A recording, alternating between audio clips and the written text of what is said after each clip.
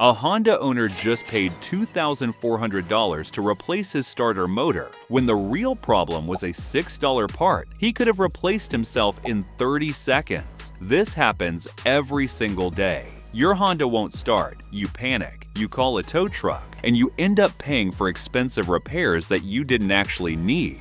The worst part? The number one mistake that Honda owners make when their car won't start isn't just wasting money on the wrong repair. It's doing something during the no-start situation that actually causes real damage to components that were working perfectly fine. I've been diagnosing Honda no-start problems for 18 years, and I can tell you that 90% of expensive no-start repairs could have been prevented if the owner had understood one critical thing: what not to do when your Honda won't start. Most Honda owners make this mistake within the first 60 seconds of discovering their car won't start, and by the time they realize what they've done, they've turned a simple fix into an expensive repair. Today, I'm going to reveal the number one mistake that destroys perfectly good Honda components during no-start situations, explain exactly why it causes damage, show you what you should do instead, and give you the correct diagnostic sequence that identifies the real problem without causing additional damage. By the end of this video, you'll know how to handle a Honda no-start situation correctly, avoid the costly mistake that most owners make, and potentially save yourself thousands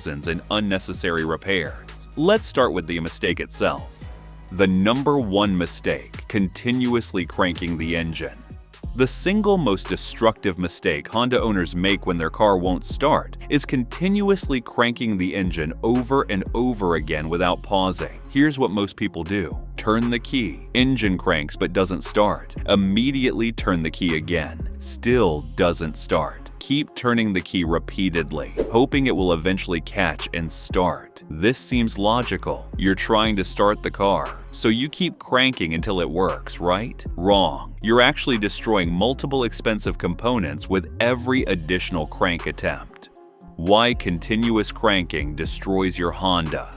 When you continuously crank an engine that won't start, you cause progressive damage to several critical systems. Starter motor destruction. Your Honda's starter motor is designed for short bursts of operation, 5 to 10 seconds maximum per attempt. It's not built for continuous or repeated operation without cooling periods. When you crank continuously or repeatedly, the starter motor overheats rapidly. Internal windings begin to fail from excessive current draw. Brushes wear at accelerated rates. The solenoid contacts burn and pit gear engagement mechanisms wear prematurely. After 10 to 15 continuous crank attempts, you can destroy a perfectly good starter motor that would have worked fine once you fix the actual problem. Starter motor replacement cost: $600 to $1,200 including labor. Battery destruction. Continuous cranking drains your battery at an extreme rate. Each crank attempt draws 200 to 400 amps from the battery. When you crank repeatedly without starting, battery voltage drops below critical levels. Internal plates can warp from the current draw. Battery capacity is permanently reduced. The battery may not hold a charge properly afterward. Even if your battery was fine before the no-start situation, continuous cranking can damage it to the point where it needs replacement. Battery replacement cost: $150 to $300.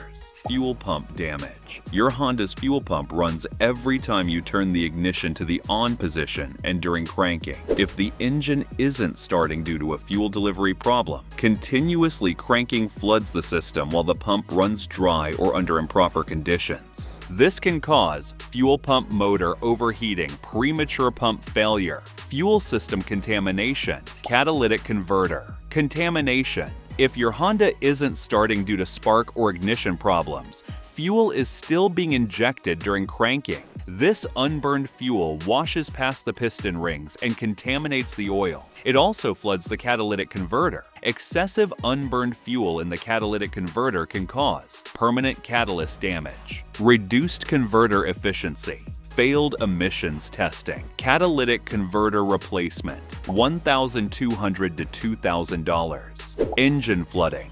Continuous cranking on Honda fuel-injected engines can cause severe flooding, where so much fuel enters the cylinders that the spark plugs are completely saturated and unable to fire. Once flooded, the engine won't start, even if you fix the original problem. You have to clear the flood condition first, adding time and complexity to the repair. Real example: a 2016 CR-V wouldn't start due to a failed ignition coil. $80 part. The owner cranked continuously for 2 minutes straight. By the time I diagnosed the vehicle, the starter was overheated and damaged. The battery was depleted beyond recovery, and the engine was severely flooded with fuel-contaminated oil. Total damage: failed ignition coil, $80. Destroyed starter, $740 installed. Ruined battery, $180. Required oil change, $60. Total, $1,060 for what should have been an $80 repair. What you should do instead: when your Honda won't start, follow this critical procedure. Attempt number 1. Turn the key and crank for 5 to 7 seconds maximum. If engine doesn't start, turn key completely off. Wait 30 seconds before next attempt. Attempt number 2. Turn key and crank for 5 to 7 seconds maximum. Listen carefully to what sounds the engine makes. Turn key completely off. Wait 60 seconds. Attempt number 3. Turn key and crank for 5 to 7 seconds maximum.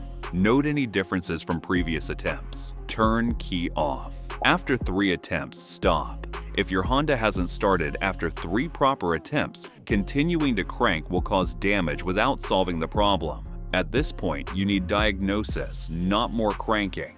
The 30 to 60 second wait periods between attempts allow starter motor to cool slightly, battery voltage to recover partially, fuel system pressure to stabilize, any flooded conditions to clear slightly. The correct diagnostic sequence: after 3 failed start attempts, follow this diagnostic sequence to identify the actual problem. Step 1. Verify battery condition. Turn the ignition to on. Don't crank. Check if dashboard lights illuminate brightly. Bright lights equals battery has adequate charge. Problem is elsewhere. Dim lights equals battery is weak or connections are poor. No lights equals battery is dead or severe electrical failure. Step 2. Listen to the fuel pump. Turn ignition to on without cranking. Listen for a 2 to 3 second buzzing/humming sound from the rear of the vehicle. This is the fuel pump priming. Pump sound present equals fuel system likely functional. No pump sound equals fuel pump, relay, or fuse problem. Step 3. Check for spark. This requires removing a spark plug and grounding it against the engine block while cranking briefly. You should see a strong blue spark. Strong spark equals ignition system working. Problem is fuel or mechanical. Weak or no spark equals ignition system problem. This basic diagnostic sequence identifies whether your problem is electrical, battery, starter, connections, fuel system, pump, filter, injectors, ignition system, coils, plugs, control module. Knowing the system at fault prevents unnecessary part replacement and guides proper repair. The most common: Honda, no start causes. Understanding common Honda. No start causes helps you diagnose correctly and avoid the continuous cranking mistake. Dead or weak battery, 40% of no starts. Symptoms: slow cranking or clicking sound. Dim dashboard lights. Interior lights are dim or don't work. Solution: jump start or replace battery. If battery is less than 3 years old, have charging system tested. Failed starter motor, 15% of no starts. Symptoms: single click when turning key, but no cranking. No sound at all when turning key. Intermittent cranking. That works sometimes, but not others. Solution: starter replacement required. But remember, only replace if it was actually failed before you started cranking continuously. Ignition system failure, 20% of no starts. Symptoms: engine cranks normally but doesn't fire.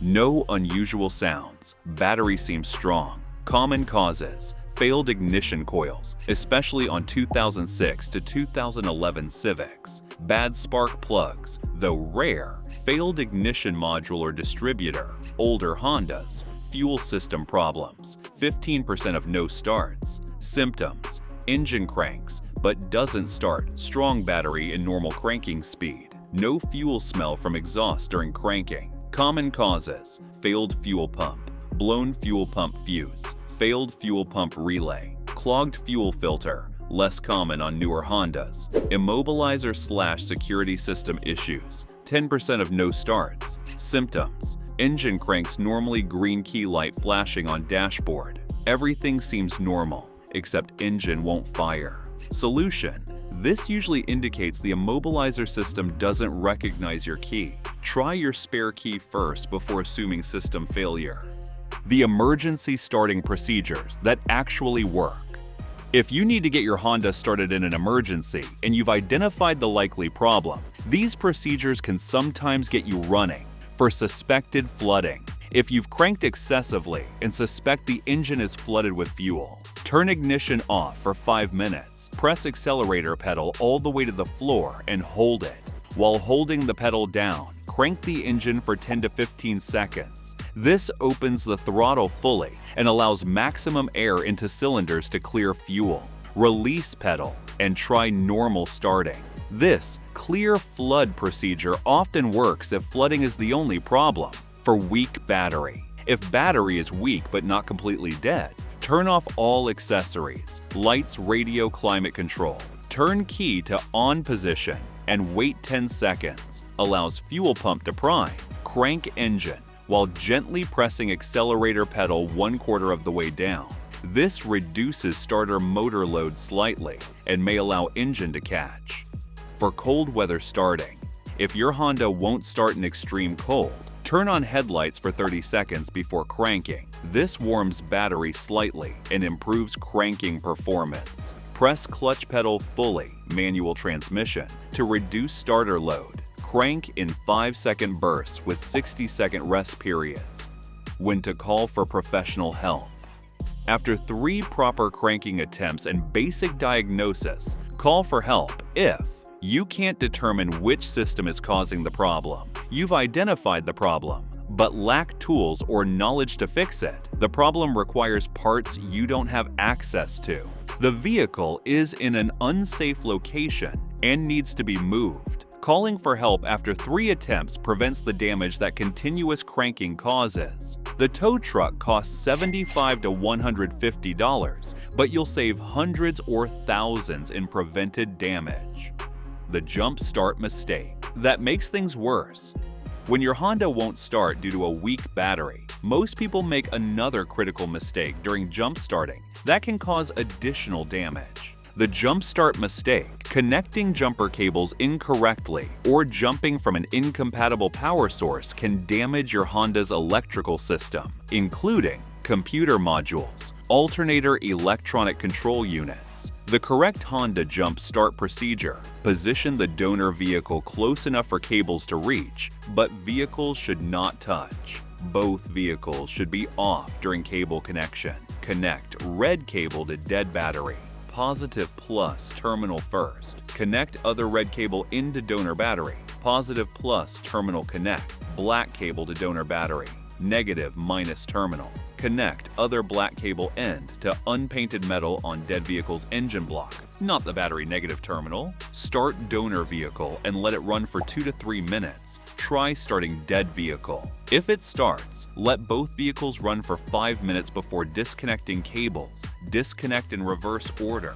Black from engine block, black from donor, red from previously dead battery. The critical point: connecting the final negative cable to an engine ground instead of the battery terminal prevents sparks near battery gases and provides better grounding.